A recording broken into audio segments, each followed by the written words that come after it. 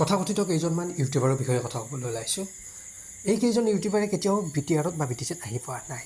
First time ইলেকশ্যনৰ আগত BTCত আহিছে, যাৰ বাবে BTCৰ বিষয়ে ইমানে কৈছে সঁচাকৈয়ে নিজে আচৰিত হৈ গৈছোঁ।